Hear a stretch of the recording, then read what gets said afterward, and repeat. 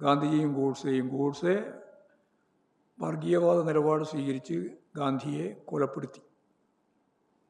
ഗാന്ധിജി വിശ്വാസി തന്നെയാണ്. ഗോഡ്സേക്ക് വിശ്വാസമുണ്ടോ എന്നുള്ളത് നമുക്ക് ചരിത്രത്തിൻ്റെ ഭാഗമായി തികഞ്ഞു നോക്കേണ്ടതാണ്. വർഗീയവാദി യഥാർത്ഥത്തിൽ വിശ്വാസികളല്ല, വിശ്വാസം ഒരു ഉപകരണമായിട്ട് ഉപയോഗിക്കുന്നു എന്ന് മാത്രമേ ഉള്ളൂ. അപ്പോൾ ഈ സാഹചര്യത്തിൽ ഇന്നത്തെ പശ്ചാത്തലത്തിൽ ഈ ഗാന്ധിജിയുടെ രക്തസാക്ഷി ദിനം ജനുവരി 30 ഈ രാഷ്ട്രീയത്തെ ഓർമ്മിപ്പിക്കാൻ സാധിക്കുന്ന രീതിയിൽ അതിവിപുലമായി ജില്ലാ കേന്ദ്രങ്ങളിലേക്ക് വലിയൊരു ജനകീയ മുന്നേറ്റം സൃഷ്ടിക്കുമെന്ന് തന്നെയാണ് ഞങ്ങൾ കാണുന്നത്. വിദ്യാർത്ഥികളും യുവജനങ്ങളും സ്ത്രീകളുമെല്ലാം പങ്കെടുക്കുന്ന വർഗീയതയെയും മതവിശ്വാസത്തെയും വേർതിരിച്ച്, ഗാന്ധിജിയെയും ഗോഡ്സെയെയും വേർതിരിച്ച് മനസ്സിലാക്കാൻ ഉതകുന്ന രീതിയിലുള്ള UDF എടുത്തുകൊണ്ടിരിക്കുന്ന വർഗീയ ശക്തികളോട് സന്ധി ചെയ്യുന്ന നിലപാടിനെതിരെ ചേർത്തുകൊണ്ട് ജനുവരി 30 മഹാത്മാഗാന്ധിയുടെ രക്തസാക്ഷിത്വം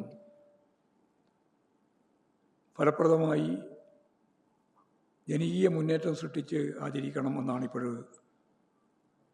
വിവിധ ബഹുജന സംഘടനകൾ ആലോചിച്ചിട്ടുള്ളത്.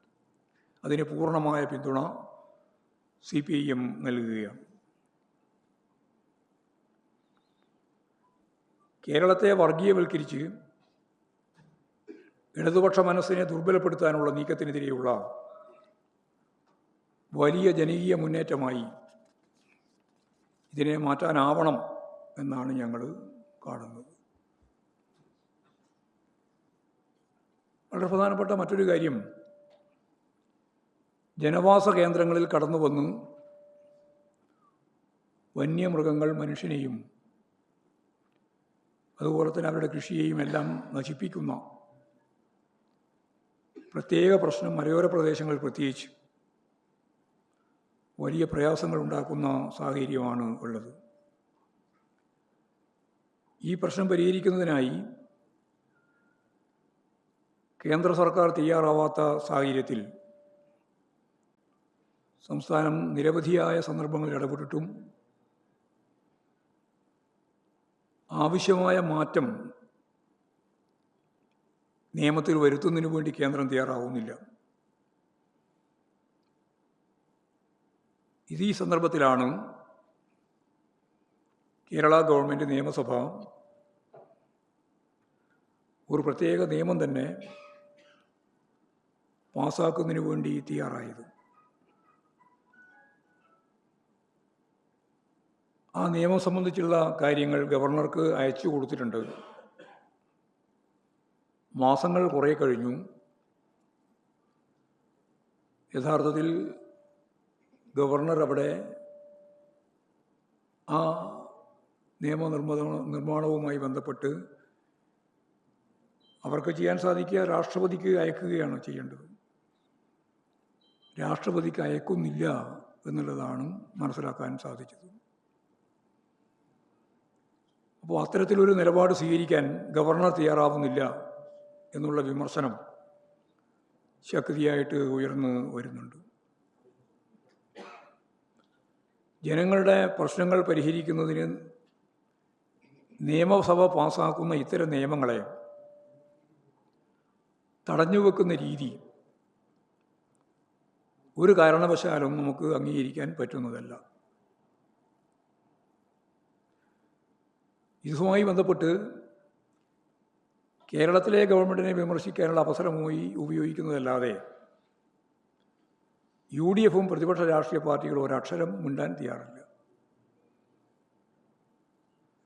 വന്യമൃഗങ്ങൾ വരുത്തുന്ന മനുഷ്യരെയും അവരുടെ സമ്പത്തിനെയും തകർക്കുന്ന നിലയിലുള്ള കൃഷിനാശം ഉൾപ്പെടെയുള്ള മനുഷ്യനാശം ഉൾപ്പെടെയുള്ള പ്രശ്നത്തിൻ്റെ മുമ്പിൽ ഇടതുപക്ഷ ജനാധിപത്യ മുന്നണിയെ കുറ്റപ്പെടുത്തുന്ന സമീപനം സ്വീകരിക്കുമ്പോൾ അതിൻ്റെ അപ്പുറം ഇത് കേന്ദ്ര നിയമമാണെന്നും കേന്ദ്രമാണ് നിയമം മാറ്റേണ്ടത് എന്നും അതിനുള്ള കേരളത്തിലെ ഗവൺമെൻറ്റിൻ്റെ ശ്രമത്തെ തടഞ്ഞു വെക്കുന്ന ഗവർണറുടെ നിലപാടിനെതിരായിട്ട് ഒരു അക്ഷരം പറയാൻ ഇവരാരും തയ്യാറാവുന്നില്ല എന്നുള്ളതും നമുക്ക് കാണാൻ കഴിയും. ഇപ്പോൾ ജനുവരി 12-ാം തീയതി മുഖ്യമന്ത്രിയുടെ നേതൃത്വത്തിൽ രക്തസാക്ഷി മണ്ഡപത്തിന് മുമ്പിൽ നടക്കുന്ന രാവിലെ മുതൽ വൈകുന്നേരം വരെയുള്ള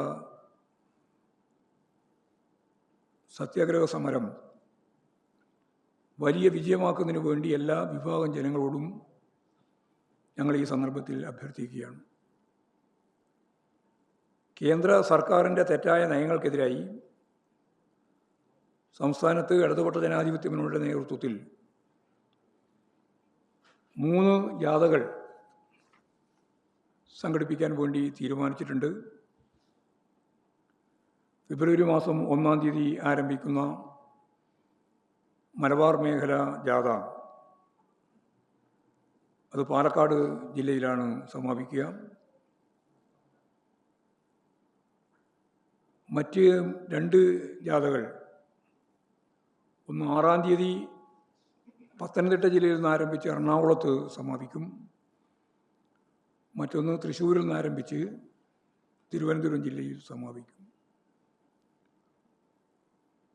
3 ജാഥകളും വലിയ ജനകീയ മുന്നേറ്റമാക്കി രൂപപ്പെടുത്തുന്നതിന് വേണ്ടിയും ഈ ജാഥകൾ നടന്നു വരുന്ന സന്ദർഭത്തിൽ തന്നെ വികസന മുന്നേറ്റ ജാഥ എന്ന നിലയിലാണ് ഞങ്ങളിതിനെ കാണുന്നത്. ഓരോ മണ്ഡലത്തിലും നടന്ന വികസന പ്രവർത്തനങ്ങളെ സംബന്ധിച്ച് അതത് മണ്ഡലങ്ങളിൽ LDFൻ്റെ MLAമാരും